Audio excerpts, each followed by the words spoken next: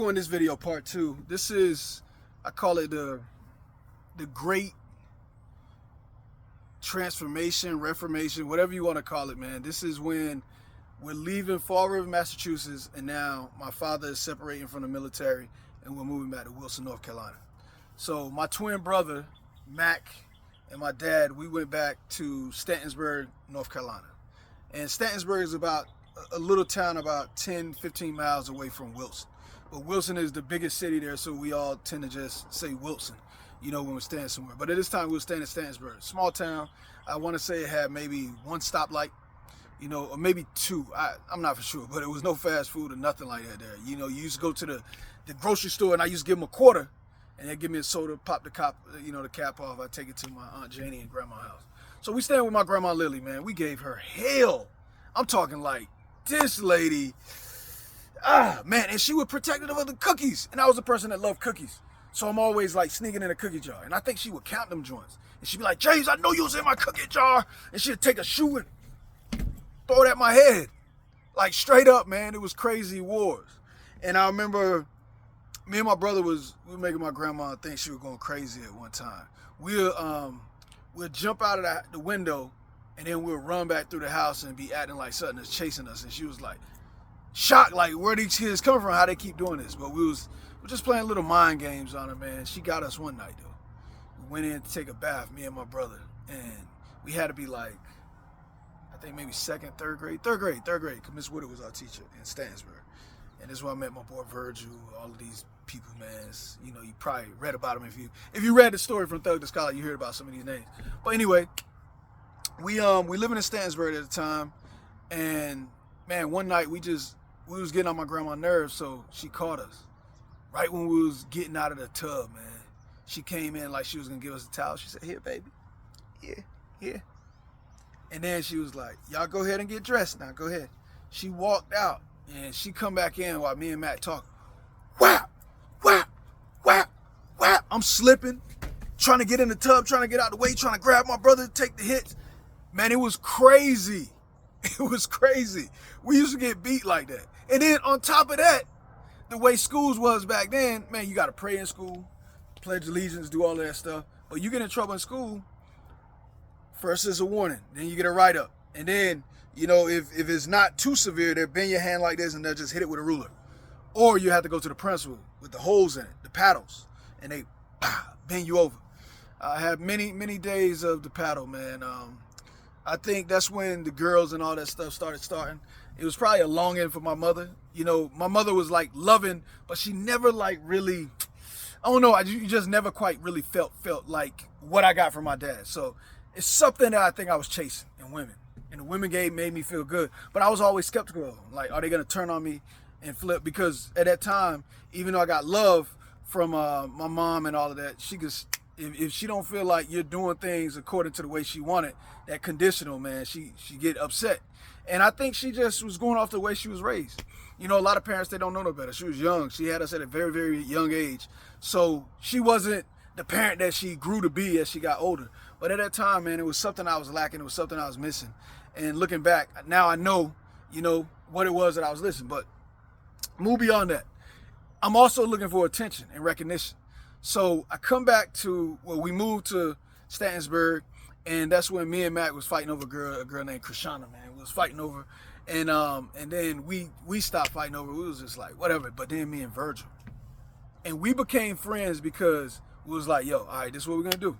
Whoever's the best flipper, tumbler, who could do backflips, we give you permission, man. You go talk to Krishana James. You win, you go talk to her. And I won.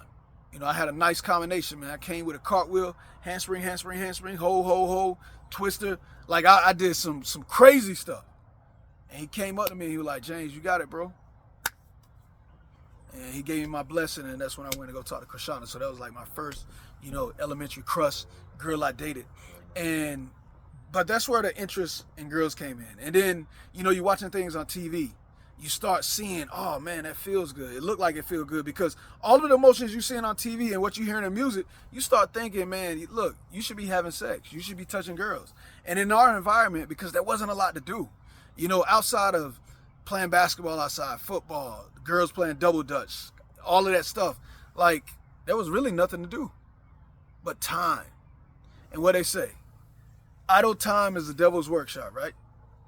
Man, when you got a lot of time on your hand and you kids and you learning about your body and doing things like that, all things tend to escalate. So when my mom finally moved back, when Dion came, they came back. So we was in Stantonsburg a year without Dion and my mom.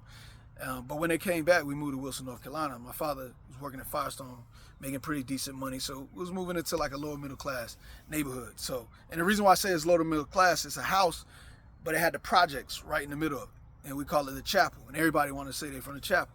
Even if you lived in a house, you want to say you're from the chapel.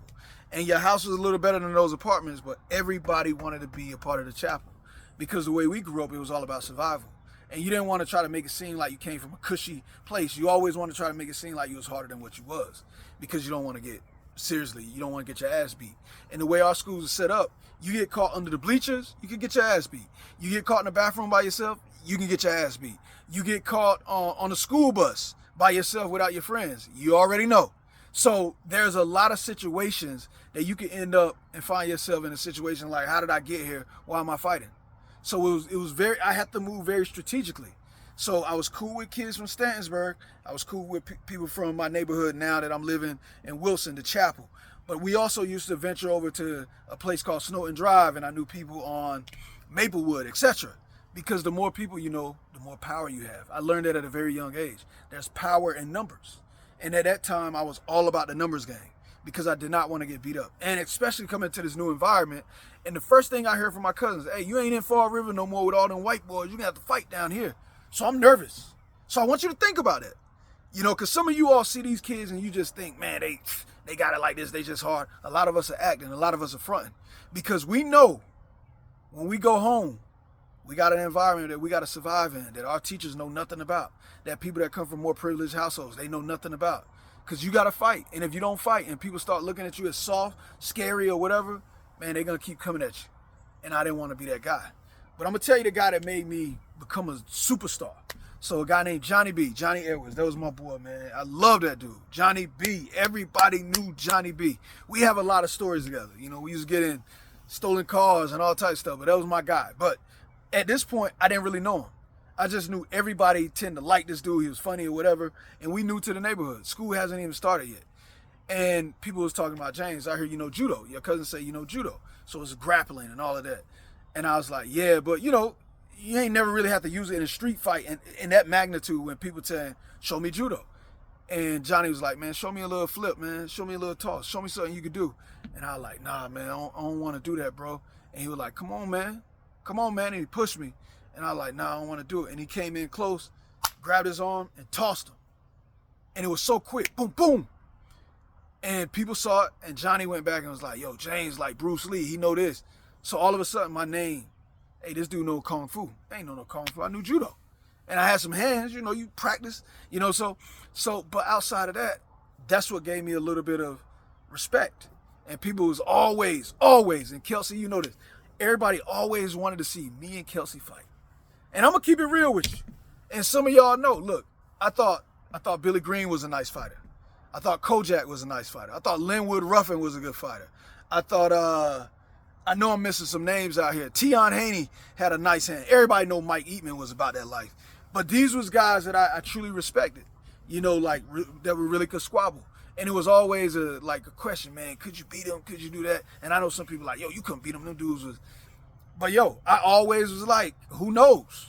And I know these cats had gang, like these dudes could fight. It was but everybody know it's that one person that you respect in your city. It was a lot of dudes that I respected. But at that time, I still wasn't scared. If I had to go there, we're going to go there. And that's what it was like growing up. And a lot of people that's from my city or from similar neighborhoods, they know exactly what I'm talking about. You got to do what you got to do to try to remain calm and cool in this environment that's not ideal. But it goes back to, like I said before, I used to think fighting was normal.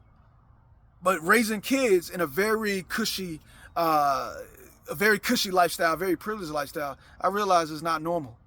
But that was my normal. And that's what kept me surviving and thriving, and outside of being an athlete. But to go to that, so that was the fighting situation. But it was one time, man, I was about to have sex with this girl, in my neighborhood. I'm not going to say her name. I was about to have sex with this girl. And I went into this house. And all I could do was remember my mother saying, run, run, run, run, run. All of that. That's all I could remember her saying, run. And I ran. I took off running. I was scared to death. I was like, yo, if I have sex with her, man, like, what could happen? And I can only remember this teacher, Miss Battle, saying, hey, you messing with this girl? And I was like, well, yeah, we supposed to be boyfriend and girlfriend. She said, I seen her leave with grown men. Grown men. And HIV and AIDS is real. And all I could do was think about that when I was in there with that girl. And I just took off running. I just ran. I was sweating, scared to death. Like, no, God, no, I do not. I was scared to death. Terrified. And I was even more terrified when I got home and I got a phone call from one of my friends. He said, yo, I heard you was about to hook up with so-and-so and you ran, bro. What are you, gay? And at that time, I'm telling you, growing up, man, you don't want to be associated with nothing like that. And I was like, nah, I'm not gay, but I was just scared. I was scared. And mind you, I'm like 12 at the time. 12. And when I went to school, people were just laughing at me. Ah, he's gay. I told you he was gay. Da-da-da. Laughing. Making me feel so low, man. I was scared. I felt so embarrassed. And I know some of you kids, some of you all have went through this. I felt so embarrassed, I was scared to walk in the lunchroom. I like, Matt, you think you could bring me some food out in the hall, man, so I could eat it? I was scared to go in the bathroom. I was scared to go in the neighborhood. People laughing at me. And I thought it was so important. Now, think about this. That was back in 90, 92, 93.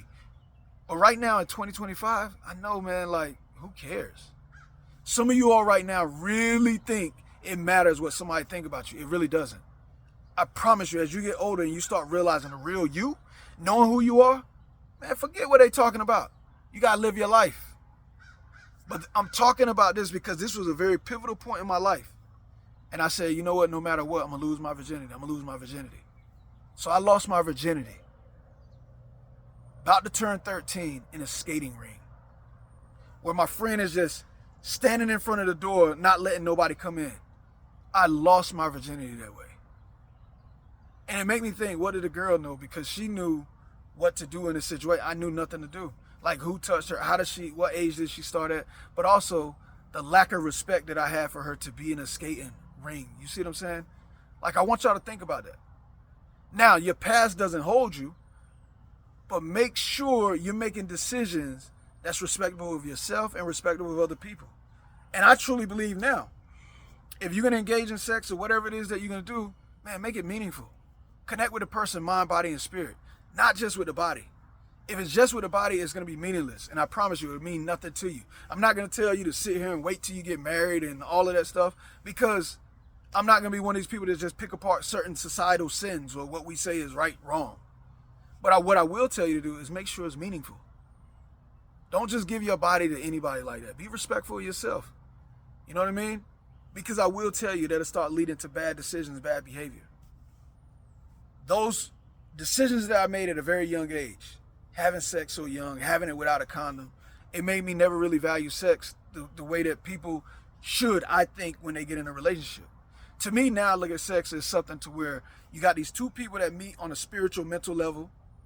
They connect, and then they decide they want to share their body with each other because the intimacy is so strong and they're willing to commit to each other to share that in that space.